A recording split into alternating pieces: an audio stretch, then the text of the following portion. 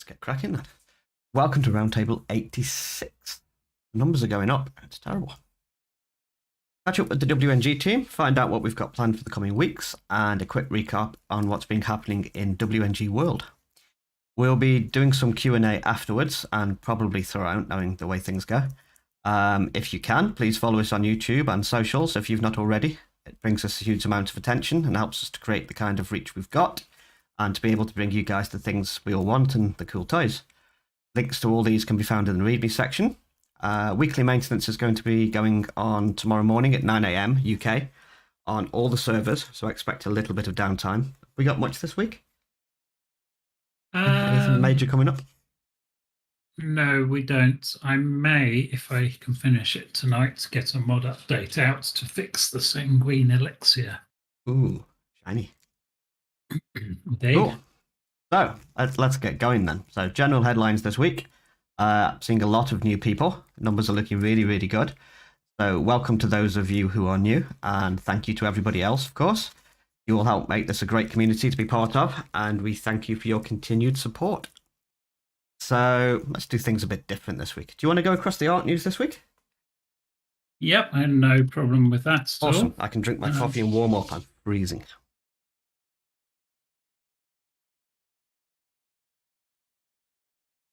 Bear with me 1 second. No worries.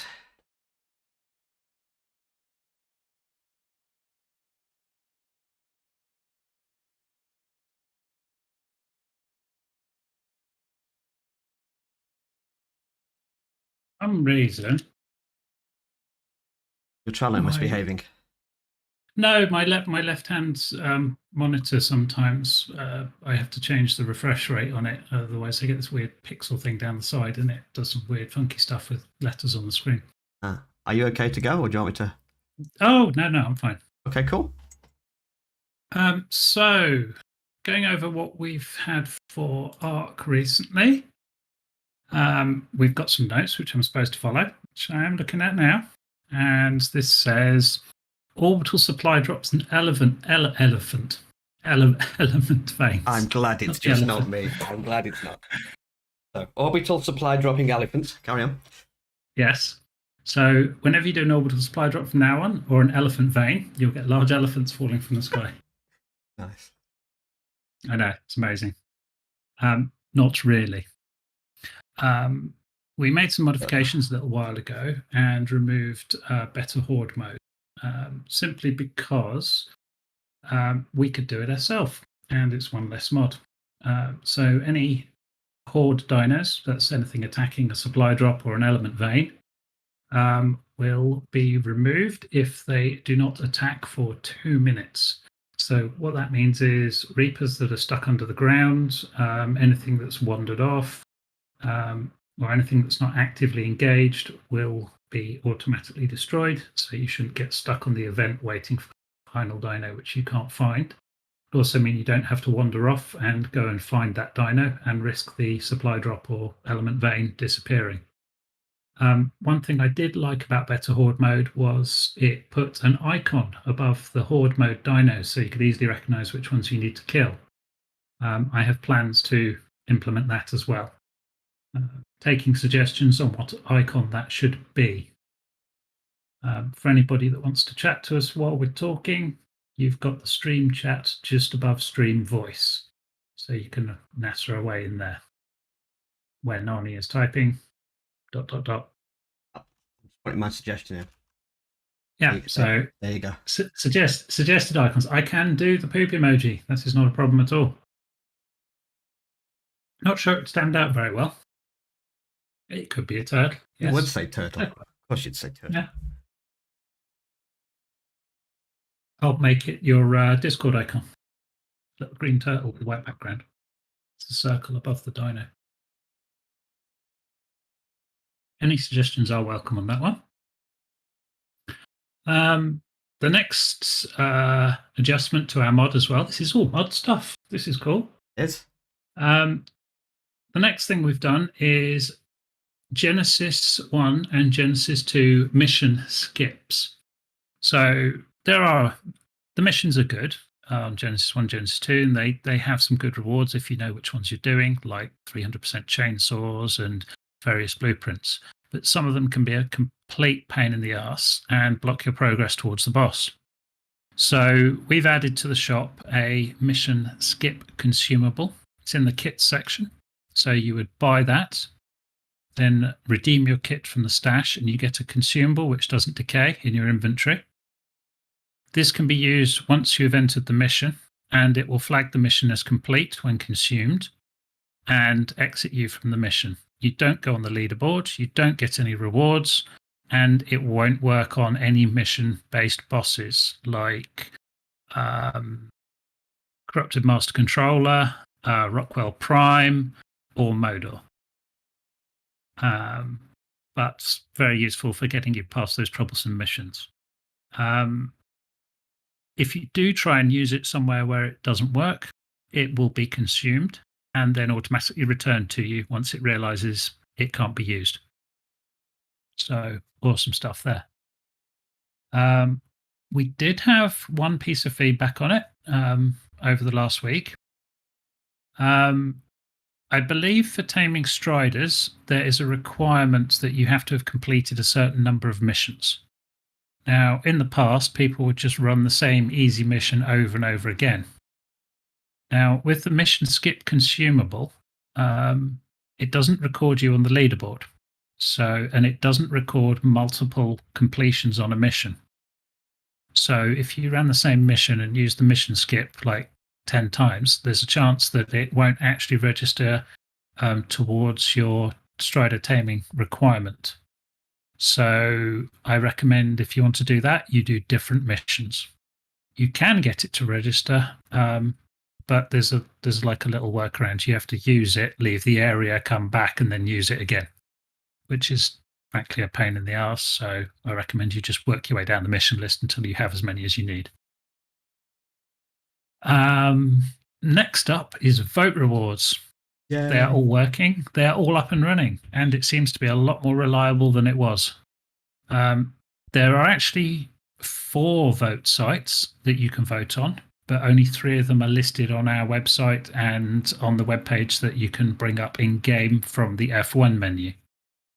That is arc-servers.net, trackyserver.com, and topgameservers.net. And the 4th, invisible one, is, I think it's Best Arc Servers. Can't remember. Let's have a quick look. Or did I remove it?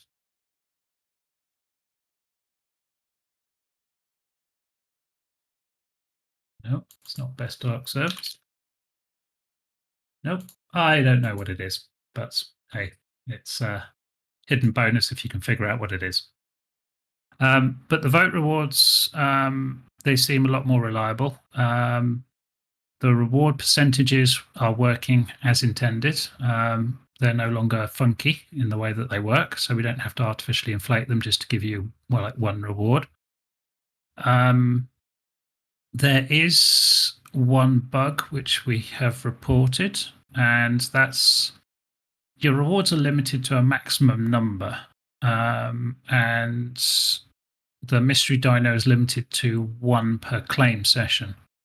So once you get your mystery dino, it seems to be any physical rewards on the next vote site down are not awarded, but points still are. So that'll be fixed soon. Also, in the vote rewards channel on Discord, where you can see what people have won, the total points that are awarded per claim is cumulative. So you'll notice on the first vote site, it'll say 100, the second one, it'll say 200, then the third one, it'll say 300. That didn't mean you got 500 points, it meant you got 300 in total. But that's being changed so that it'll show you number of points per vote site. Also, I think, and I need some feedback from you guys on this one. On the vote sites, I know arc-servers.net or arc-servers.net or whatever the hell it is, that only lets you vote for 3 sites in a 24-hour period. The other two sites we have, you can vote for 14 servers in one go and get 14 chances at a reward from each site. It may not be obvious, but I've added the maximum number of votes to the website pages. So it'll tell you in brackets after each vote site how many you can do per day. So by all means, you can get up to 10, 20, 28, 31 votes a day, and that can add up to quite a significant chunk of rewards, especially in points, nearly 2,000 if you get the high-end rewards, but it's all a bit luck-based. Also on Arc, we have a new daily quest called Sailing on the Sea. That will actually reward you with Spinosails for killing Colanth. So by all means, have a go at that one. And I think following up from that as well, we're probably going to add a purchasable thing to the shop, which will let you re-roll your daily quests. Ooh. And as time goes by, we'll add more to that as well. So you can spend some points and re-roll your daily quest for something more desirable if you so choose. Won't cost a massive amount, but just be a way of doing it. And what did Eco's RP Decor update bring us today? Yeah, this was a good I think one. this was last week's, actually. I don't know what today's has done. I haven't checked yet or posted the patch notes. Ooh. So if somebody could check today's update, that would be great. But last week's, you have a implant trophy case in RP Decor. And you can use that to display your implant on the wall. So now you can actually choose which implant is displayed in the box, so it can be more in line with the one you actually have to show off your awesome feats of adventuring. This, I think, is one of the best changes she's done in a long time, because that's a really cool little trophy case. We used to have one, didn't we, in our base? Yeah. But you upgraded, and you never get to upgrade your trophy. So that's really cool. I like that. And let me have a quick look. After tomorrow's maintenance, luck potions, mushroom brews, lesser antidotes, and shark repellent will all be able to go into dedicated storage and will also be usable on the S Plus pull system. Nice. Awesome. On docks, soul terminals are now indestructible. Yeah, I know. This is an important change because on docks we do not have the inventory backup system in place that we have on the main cluster, simply because it does not play well with some of the taming methods used and was causing other problems. So as of tomorrow's reboot, I highly recommend storing any valuable breeding dinos, valuable tames, unique tames in your soul terminals, not in your docks workbenches. I know the workbenches are also indestructible, but they do not have an attached backup system for recovery in the event of a large meteorite striking the planet. Or a 50-foot dodo on crack. Yes, or both. Or a bear on cocaine. Anyone should that video in general chat earlier. It's highly hilarious. And what else did I change in docks?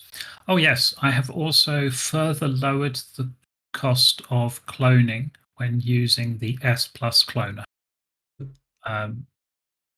Its maximum cloning cost was cheaper than the docks cloner, and it's slower, and the docks cloner was faster and cost more, but anything that didn't fill it up to capacity was still a bit more expensive, so I've tweaked that further. So feedback welcome after tomorrow, but not before. And last but not least, I think I've finally cracked the sanguine elixir. Did it leak everywhere? It did indeed. It made a complete mess, so I had to throw it all away. For those of you not aware, I will explain what the exploit was or is. If you trap a dino, a baby dino that has had the sanguine elixir applied to it, upon release, it would no longer have a buff called sanguine elixir consumed, which is what prevented you from applying it to that dino again. So you could take a baby dino, you could trap it, untrap it, use the elixir on it, trap it, untrap it, use the elixir on it, until you got 100% imprint. We've done quite a chunk of work with our mod, and now the game should remember which dinos had it used on, and will reapply that buff upon release. I got some kinks to work out in it, but hopefully I will have that out this week. And then dinos that have had a sanguine elixir used on them will be available for use again. Will the kinks affect the flow of the elixir? What we all want to know, right? Yes, they will. They affect the flow very badly because right now it's not retrieving the information about the elixir, and I need to figure out why because I had it working. Okay. So more then kinks, I changed my more code, flow. and now it's not working. Okay, cool. More kinks and elephants from airdrop so far. We're all in line. Let's go. So I think that's about it. I've also I went through the suggestions last week and went through the suggestions again this week.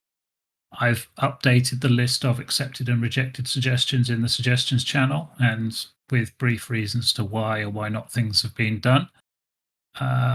Closed down the ones that we've completed now, and that should all be up to date. Couple of things that I wanted to mention there. There are a couple of repeat suggestions in there, especially around rates and things. As well, we're not entertaining any changes to the server rates, and individual growth times and speeds on certain dinos can't be changed without affecting all dinos. So if somebody says, oh, this grows too slowly, can you speed it up? If we do speed it up, it speeds it up for everything. And then suddenly the more powerful dinos raise way too quickly. Or if we slow it down, then they raise too slowly. So I think we're at a pretty nice sweet spot there. I think so. And yeah. And the last thing on the cards for Arc is I've dropped some rumors that I may be reworking the loot tables for caves a little bit. And that went in the feedback channel. So I'll give you a bit more info on that right now. So what my plans are to incorporate the various loot tables for saddles into the cave drops, increase the amount of potential loot that drops from the cave drops to allow for an extra loot category on them, and leave the blueprint chance at 5%. So you will be guaranteed a saddle to drop from its respective loot crate in a cave. It will range between Ascendant and whatever level it's set to at the moment. So let me just have a quick look. So custom loot tables on the website. So they will drop from they will be dropping from the cave loot drops between Journeyman and Ascendant level. You'll be guaranteed a saddle in each drop between those two ranges, and there will be a standard 5% chance it will come out as a blueprint. So what I'm hoping is this encourages cave runs. It gives people many, many more opportunities to get saddles, but lowers the overall quality at which they come out. So you have to farm a little bit more, but at least you know what you're farming. And then there's a chance that they'll come out as a blueprint as well. Then I'm planning on removing the chests that are scattered around all the maps that drop the saddles, or the saddle blueprints. So it's kind of heading back towards more vanilla Arc in terms of the way things drop, but you will now know, or you will know, where they're going to drop.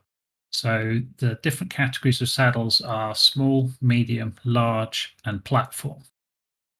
And what I'm kind of planning on is mirroring the way they drop from the supply crates at the moment. So small saddles come from blue, medium saddles come from purple, yellow drops large, and red drops platform. So I may tweak that a little bit and go something like green would be small in a cave, blue would be medium, yellow would be large, and red would be platform. I don't know. I'm not thinking platform saddle red crates are quite abundant, and platform saddles are not used that much. So we may put large saddles on red, medium on yellow, and then maybe we put the small on blue or green. But then I got to find somewhere to fit in the platform saddles. I'm wondering if we put platform saddles on purples, but purples only drop on a few maps, I believe. But anyway, we'll see how that goes. It'll need some tweaking. Yeah, all saddles. All saddles always good. That sounds pretty cool. Yeah. Yeah. It shouldn't be too difficult to do. So all good. I think that's it for ARC this week. Do we want to do questions? Yeah, we'll do questions at the end, or should we take questions per game? That's an important question. So with that change, you're planning on removing Desmodus from the game, right? Probably not. Why would we remove Desmodus from the game? Desmodus is awesome. We're not removing Desmodus from the game. Bats to stay. Everyone likes bats. All good? I just thought of a very inappropriate joke. Let's not go there. Oh, turtle. No turtle. Yes, you could say he's gone batty. Exactly that. So, moving on. All it means, Gerp here, sorry, That's okay. is that you can start using sanguine elixirs again once I roll out the next update for our mod. It's a fix, not a nerf. Yeah, as far as I'm aware, nobody else has managed to fix this. One of many. So one of many uniquenesses. Will the previously screwed up dinos be unscrewed? Well, you'll be able to trap them and release them again if that's what you mean. Because we'll remove the block on the soul trap. Yes. Working on those dinos. They will officially be unscrewed.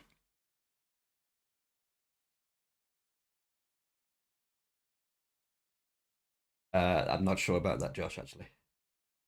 Probably not. No, probably not. Did anybody manage to find the patch notes for Eco's RP Decor? I mean, if not, I can just scroll down to the channel and have a look.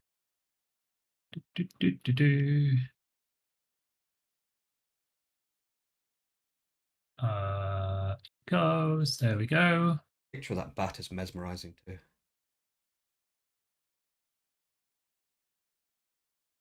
What?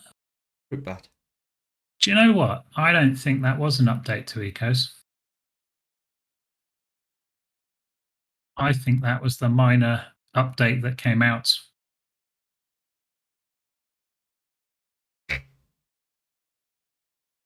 Unless it hasn't picked that up either. Oh no, here we go, Ecos. Update notifications. Hotfix is live. Great, what is the hotfix? Fix an issue with the trophy case not showing up at all. Oh, there we go. So you could change what implant you had in it. It was just invisible. Yeah, you couldn't see it. So hopefully that's been fixed now. That's amazing. Right, docs. Oh, there's some docs notes too. Soul terminals are destructible. Yes. Yep. Soul terminals have no collision. That's been reversed. They can now collide. Yep. Yes, they can now collide. Vote rewards. Oh, yes, this is important. You can claim all 32 vote rewards on the docs servers now. So if you vote for all of our servers, and you need some, and you're on docs, you can claim the whole lot. And we reward element on docs on top of point. 32, you say? Yeah, 32. I think it's 32. 28, 29, 31, sorry. 31 potential opportunities to get some more fed shards. That's awesome. And element. And element. They're spoiled on docs. Absolutely Yeah, spoiled. they are. I'm buttering them up for a wipe. You heard it here first. Docs is wiping. I didn't say that, I by the think way. though, That was speculation. when we eventually do wipe docs, I think we're going to have to throw a large meteorite at it using the built-in functionality. Yes. And then we Because want I screenshots of really the want meteor. to, yeah, I really want to see that meteor blazing through the sky with all the asteroids and blow up the server. Would anybody like to see the meteor on the main cluster? Meteors are cool, remember? We could put it in for a few days only. A few days only, yeah. It wouldn't matter after that. It'd be all good. Yeah. It's right. So, moving on then, unless we've got any more questions about Arc, we will move on to our freshly launched and very exciting Rust server, which pretty much, well, we've all been playing on. Yes, quite a few people have been playing on Rust. So, Mm. Rust has been officially relaunched in its new PvPvE form. We've seen quite a good turnout of players. Really happy with that. Wanted to clarify the rules a little bit so that if you haven't tried Rust yet, then you're a bit more aware of what's going on. So, we're not going hardcore PvP. Nope, not anywhere close. There's going to be no raiding bases or destroying people's buildings until the last week of the month before the wipe. We're calling this the Purge, and this gives players 3 to 4 weeks to build, depending on the month length. Obviously, first Thursday of the month, some weeks will be 3, some will be 4, before destruction begins, and we wipe for a fresh new month. Rust enforces a monthly wipe. It's just a thing you can do, and they do it. So, no permanent Rust. Next month, it's been suggested. Sorry, go on. I was going to say, I'd like to point out that I do wipe more than once a month, pretty much every morning. Yeah, you really should. Next month, it's been suggested we give the first week a no PvP at all at start. We'll consider it and talk it over with the team. New people have got to learn. I get that.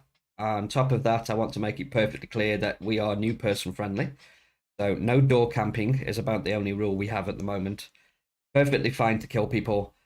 Just, don't be a moron with it. We're still building players. I think there's currently 15 players playing Rust pretty much consistently. So join in if that's your thing. It's a nice little builder, and it's quite a lot of fun has been having. No, door camping not allowed, Josh. No, not allowed.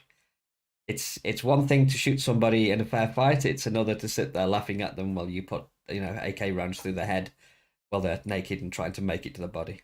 No turtle, neither can you. Sorry. Right, so few fixes have gone in. People have been reporting stuff nicely to Rust feedback. I say Arc feedback so much, I nearly said Arc. Lamps have been fixed, so they no longer have the double burn rate of fuel that furnaces do. That was hilarious on day one. You'd fill your little lamp with a bit of gasoline, and then you turn around and the light's gone out, like someone's just flicked the switch, and you're wondering what's going on. Find out all your gasoline's been sucked dry. So that's all been fixed. The HUD has been repositioned to the top right, leaving room for the outlaw crosshair debuff you get for being a naughty little boy and using weapons in safe areas and looking at UGD. All NPCs, apart from snipers, have now had their sense range reduced. They're all traumatized by this. You don't now need to be an Olympic level shooter to now see them before they can actually see and shoot you. So much needed change there. Big note for those playing shotgunners, spaz gunners, and normal double barrel shotgunners now have a sense range of 0.1, which basically means they're not going to snipe you like you can an arc from 100 meters away with a shotgun. What they're going to do is charge you and attempt to get into range and unload their buckshot straight in your face. So they're kind of rushers. Shoot them before, they can be sniped easy enough, exactly. So shoot those before they get to you. This is intended because shotguns are nasty. So they'll charge you, just don't let them get in range and you'll be all good. We fixed a position of an NPC at the airfield who had conveniently managed to lodge himself inside a brick wall.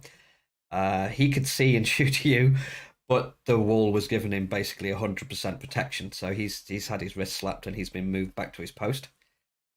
There's been a slight reduction on bear and wolf spawns after many horrible nature accidents, especially concerning bears. These versions weren't on cocaine, but I'm sure come the movie's release, they will be. Were they the necessities though? They definitely were not very much of a necessity. They were the bare necessities. I think the first 24 hours of the game, all I could hear was GD screaming, "Goddamn bears! Oh my god, it's a wolf! Bears!" So yeah, the horrible, nasty wildlife has been slightly reduced, so that you can all shoot each other more in the face. Where did I get to? Yeah, bears and wolves. The UI has been updated quite a lot. So after quite a lot of feedback, we've removed a lot of the spam all over the screen. All the notifications that you need to see are now in chat. A lot of the other vanilla stuff is now just done via that. It's announced via vanilla mechanics. They're not very intrusive. And anything else is available on the HUD at the top right of your screen. So you can see when the helicopters and tanks are up. You can see when the airdrops are incoming. All that sort of good stuff. And then on to more clarification. So for those who've been asking, our Rust server is in what Facepunch calls softcore mode. This is not one of our usual puns. They actually called it that. So this server is running in softcore mode. It means that if you die, your loot is split into two containers. One of these containers is your body. Players can loot this. And the second is a box that will be lying on the floor next to the body. This will be yours and only yours. And I believe only you can see this. Rust mechanics dictate you will drop whatever's in your hands. So if you're holding your best rifle and you get shot through the head, obviously this is what happens in life. Your hands malfunction and you drop your rifle on the floor. There you go. Tula confirms. What the heck are you? I'm not even looking over there. It's going to distract me so much. So you will drop whatever's in your hands. I can't unsee it. I can't unsee it. You'll drop whatever's in your hands. That's real life. You get shot through the head. Your hands malfunction. Your gun falls to the floor. So the body is going to contain 50% of your backpack. That is confirmed. We've had this tested a few times now by 2 or 3 helpful players. And 20% of your worn items. This will be your clothing that is equipped on your body and not all clothing entirely. This can be looted by yourself or another player. So if you should get back to your body in time, you absolutely can take all of this. If not, the opposing player will have grabbed it already and legged it or waited for your, hapless return. The box is going to contain the other 50% of your backpack, 80% of your clothing, and 100% of your tool belt, or if you call it this, hotbar items. This box can only be seen by you. If you cannot get back to your body, because a lot of people are concerned about, well, this guy shot me, what if I can't get back there?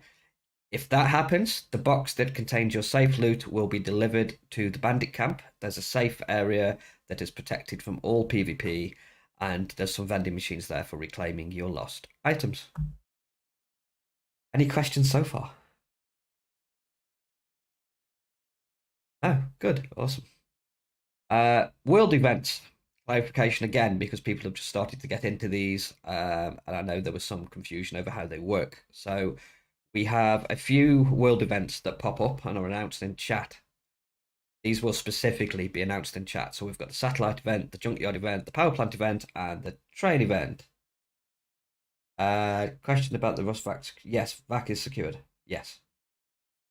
We will not be dealing with cheaters. In fact, we have stuff in place to pre-warn us if we get people with a lot of vac bans, so don't worry about that. So our pre-done world events, satellite, junkyard, power plant, train events, these are currently announced all in chat and are all PvE events. So what does this mean? Currently, when you arrive at any of these announced events and lay down some damage, you become the owner of the event. So only the owner of the clan and the clan are allowed in. So you, your group of friends are all fine. Everyone else, should they attempt to enter, no matter what they say in chat, will be bounced back from the monument and unable to enter. So think of a big invisible dome protecting you while you're specifically doing one of these PvE events. They can't get in, they can't shoot through it, you're completely safe. I wanted to give people time to work out how to do the events.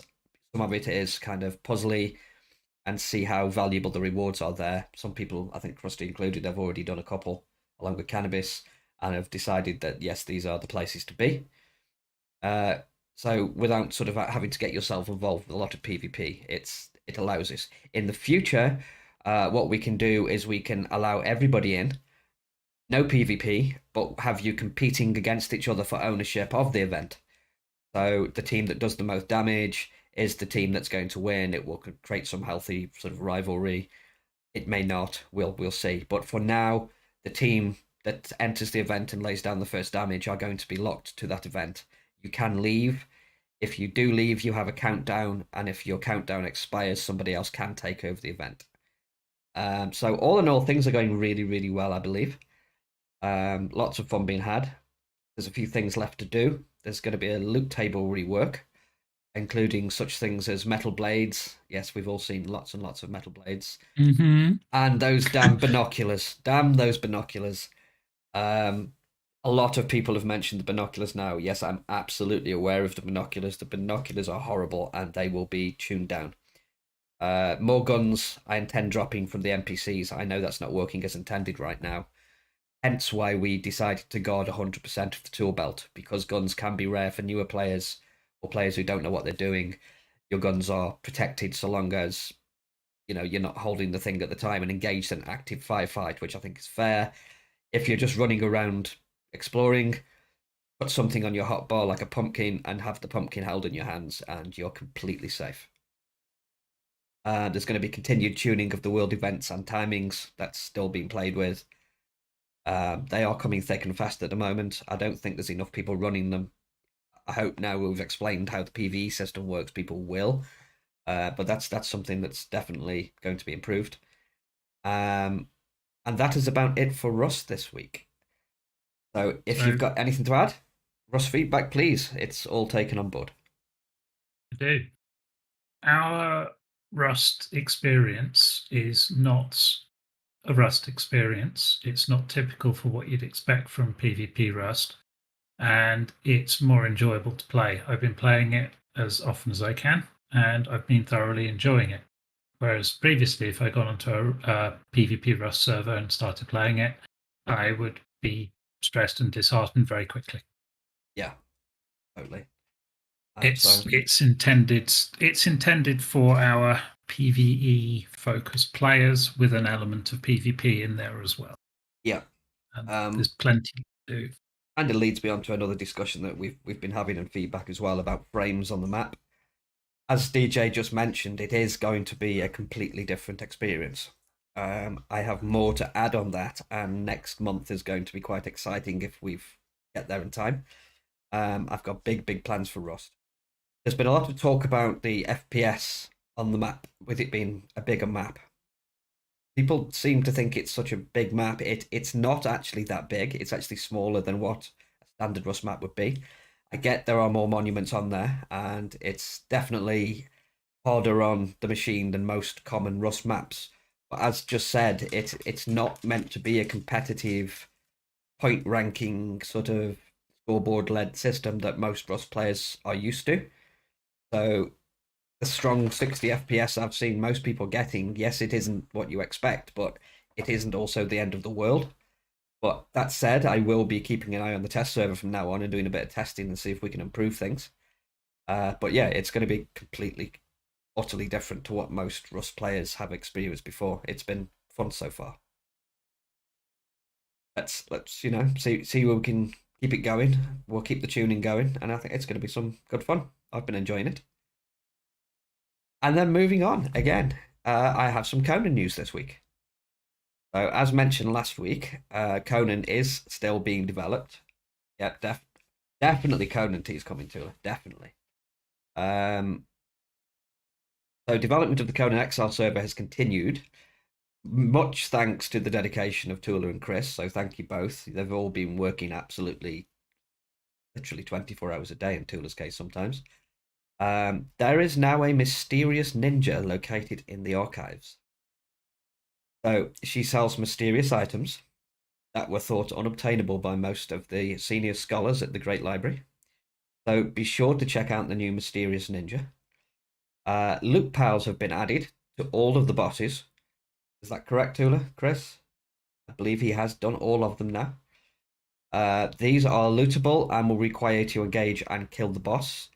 They contain riches of unimaginable value that can be used to purchase and bear with me here, mysterious and rare items throughout the lands, wherever they may be. We're also seeing some other rather strange creatures roaming around the world. It seems that some of the creatures from the Isle of Sipta have been transported to our lands by some sort of dark magic, and you can find them. Can you find them? Can you slay them? Send them back to their realm. But first, you must take their riches. You know where we're going here. You know the score, Conan players. Loot them and send them back to the unknown lands. We've got more coming. We're still in heavily development phase. Put a rope on them and put them in cages. Exactly, yeah. This is the Conan way. But first, you have to take their riches, remember. So we are developing. More is coming. I was watching Chris put down some of the world bosses. They are tuned. They're not exactly what you would expect from their Sipta counterparts, but they're going to be the only places you can get certain items and certain currencies that you can then spend elsewhere. So lots and lots of work going on in Conan. And again, feedback in the channel was Conan in. Conan is in the other games section. So if you want to leave us any feedback for Conan, or you have any really good mod suggestions, that's the place to do it. And I'm sure Chris and Tula have been keeping their eyes very, very closely on that. So, for those of you who have just joined us or are new to WNG, we actually host 3 games, funnily, Ark, Rust, and Conan Exiles, with occasional servers popping in and out for supporters, when they make requests for games that we want to try, but we're not going to put our full support behind unless they take off. So for the main 2, you've got Ark Survival Evolved and Rust at the top of Discord with their own full-blown sections, feedback channels, global chat in there, general chat just for Discord, and screenshots in Ark Media and stuff like that, or Rust Media. Then the section down the bottom, Other Games, be a list of other games that we host and their dedicated channels for feedback and stuff like that. So have a hunt around the Discord, give yourselves the appropriate roles from the README channel, so that you can type and use them. How's that? Yeah. So, does anybody have any questions? Any news about? I knew this was coming. Any news about 7 Days to Die? I was going to add, we do actually have a 4th, dare I say, bastard child of a game. 7 Days to Die. You do? Yes, we do. A lot of our community have got a very off-on relationship, some more off-on than off, with 7 Days to Die, and it is indeed a great game.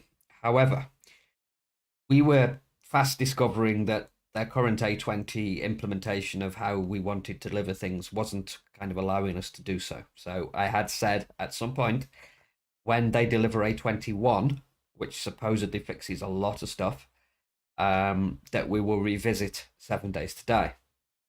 I believe if we do, it'll probably be Darkness Falls. I think, speaking for a lot of the 7 Days community on here, I think people would, at the end of the day, prefer Darkness Falls. There's a lot more to it. There's a lot more endgame. And Kane is hard at work prepping for A21. I know we kind of announced it a little bit early, and everybody loves 7 Days to Die. I really, really want to wait for A21 before we start messing with it. As soon as A21 drops, we will be all over that like a bad rash. Unless, of course, the community utterly revolts and threatens all sorts of unimaginable terrors, and we might do it a little bit early. But I would rather wait till A21 if that is okay with everybody. I don't think it's I would rather it's we will, because there's way too much going on at the moment as well. Yeah. We've got lots happening with Ark. We've got Nardi putting in stupid hours on Rust. We've got Taylor and Hebby going mental on Conan. I don't think we have the capacity to do anything else right now.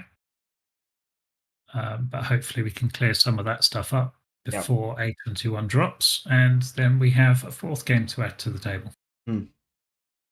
Other party notes, I mean, speaking of moving on, we're going to be doing some raidable bases, kind of finalizing the lab shortly after this, if you're still good with that. So those are moving along. I know we keep prodding about raidable bases, and so far it's been a long process. We need to get it right, but I think we're getting there.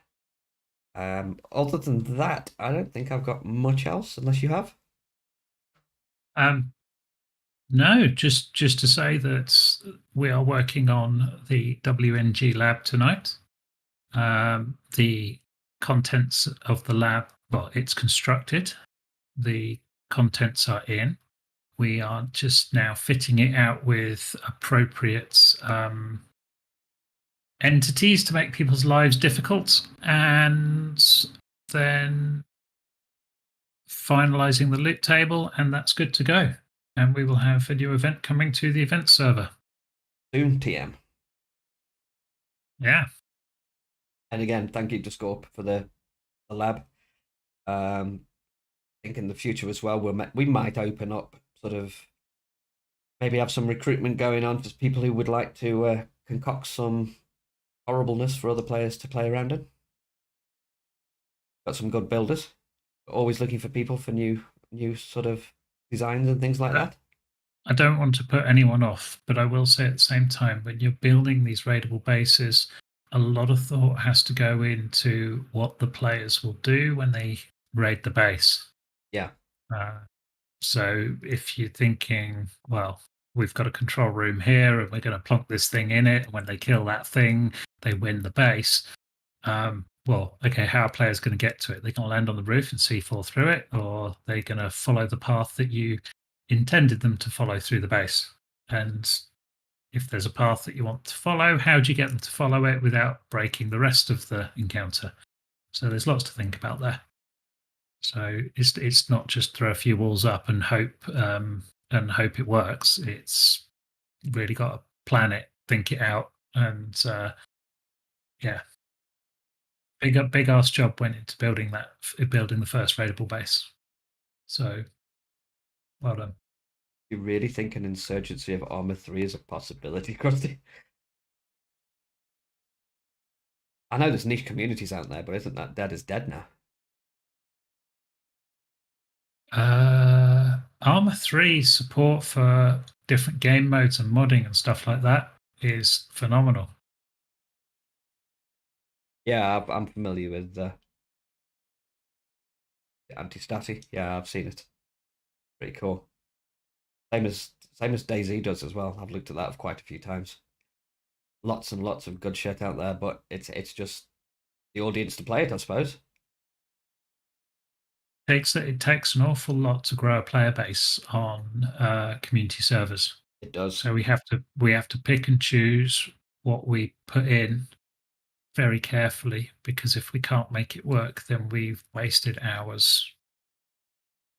So that's probably a prime candidate for a supporter server. Yeah. It goes up, we throw the mod on there, and just leave it be and see what people think of it.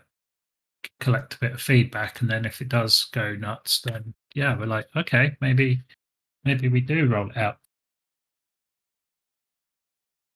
Yeah, these are the kind of the cool little games that sort of are exactly what the supporter servers were set up to be.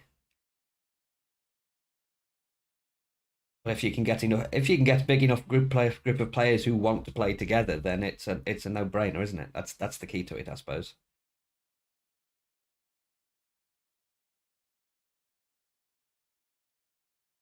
And yes, that is another thing. Need to make it worth it and to sort it out takes a lot of time. So really, really need to know if there's a player base there for it before we.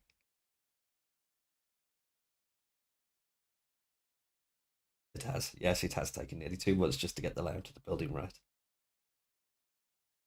And even then, who says it's right once we let the players loose? That's the other problem, yes. And something DJ mentioned earlier, that is exactly that. You have all these best laid plans, and then somebody just tunnels straight through it. It is like the same as you mentioned last week. It's level design at the end of the day, isn't it? And unexpected things happen. It is completely game design, and that's what we're doing. It's like with the world bosses. It's like, we expect people to fight them this way, or this is how we want them to fight them. And then some doofus comes along and goes, I've got a mech and it hovers up here and the boss can't get me, and this guy's shooting it because it's... Good stuff. So there we go. I think we're The pretty question, much. the question is, Scorp, are you adaptable? The apparently, base might be. apparently, it's very bendy. We call him Bendy Wendy. So I think that concludes Roundtable 86 this week. As said, we've still got a little bit of stuff to do on raidable bases, so I actually want to get some of that done before we get to go to bed. Yeah. So thank you very much for attending, people. We have been the Wicked Ninjas, and you have all been awesome as usual. Thank you and have a good night. We will see you next week. Hang on, Cara has one more question. Quick. Cara has one more question. Go, go, go. It better be a good one.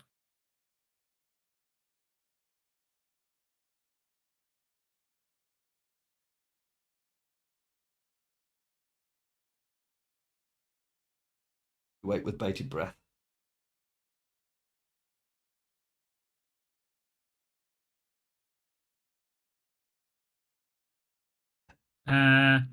Well, it's bugged. There's absolutely that was the only workaround we had slightly for it. Does say it's still buggy. There are literally screenshots of hundreds of dead titans sitting on, was it Ragnarok where that base is? Or no, it's Lost Island, isn't it? There was Yeah. the trench with like 200 dead titans on. We sat there for hours taming them, untaming them, putting saddles on them, changing everything around, dropping plug in after plug in. It was hardcore. And yes, unfortunately, it Well, always works the second time round. here's the thing. If we remove our inventory backup system from the main ARC cluster, you Yeah. can tame Titans perfectly. Yeah. I believe what I got it down to in the end, thinking about it because we like accurateness, the first Titan had to be saddled and then killed. Killing was important because you could saddle up 3 in a row and it wouldn't do a thing, but saddling the first then killing it leads to the second one always being a tame. And I went through like 10 tames in a row after killing the first Titan. So it has to be saddled, killed, and then the second one will work. But yeah, the backup is definitely what's causing it, we think. And it has to stay, I think. Can you imagine not getting inventory restores? I mean, I've reported it to the model thoroughly, and either he's not watching his Discord or he's just choosing to completely ignore it. But looking at his Discord, it's not been. Oh, he's on there right now on his mobile phone. Hey, So we have our answer there. yeah. The only other option I see around it is to put Titans on the Arc Shop. Is the only surefire way of first time getting a Titan, because I'm aware it's complete arsehole to knock down a Titan and do all the things to then find out you've got to shoot it and do it again. So, what would we say it costs to tame a Titan in terms of materials? No, I don't mean points. I'm not thinking of selling it for points. So you need What I'm you need thinking of, cannons, don't you? You need cannonballs. yeah. Well, I did it with when I was testing initially. I did it with a mech. So I got my mech out.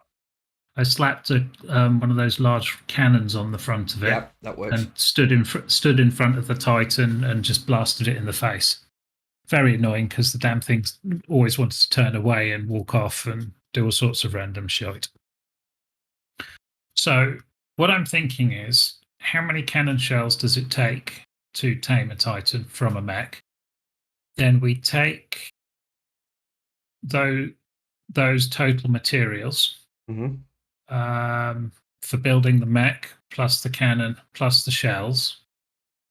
Then we say it probably takes about 20 minutes to tame. So we work out, we've got a calculation for fed shards in terms of time, what 20 minutes of our time, what 20 minutes of somebody's time is worth in fed shards. It's the rate at which you can collect them in 20 minutes. And then we add all that together. We put it onto a recipe, and you put all those materials in your inventory, craft the recipe, and you get a token that summons you a Titan or something. Good idea. I'll also point No, out Do you see the amount of dedication that goes into calculating this shit? You see? Whereas Turtle was quite happy to get me up 30k, I can be a rate. Everything is absolutely, totally worked out and done fairly. So, and I'd probably make that recipe accessible at the same level that you can craft the saddle, obviously. So you don't have like level whatever's coming on and just grabbing a Titan. Yeah. But yeah, we could work something out to make it work. But that still wouldn't solve the problem of somebody won't read the message and Yeah. try and tame a Titan, and then you'll have a bugged Titan sat on the map because they can't be asked to kill it. And Yeah. the wild dino whack doesn't kill it because it thinks it's tamed, but it's not. So There'll be a ticket about the Titan that sits there. I have noticed though there's been 2 or 3 tickets about Titans. Is there a Titan Insurgents or something? people want to build on them mobile Titan base because obviously they're permanent tames on Yeah. here. You can keep them alive. Yeah, totally. But we seem to have gone through a long period without anyone bothering, and then suddenly Titans are a thing. It's pretty cool.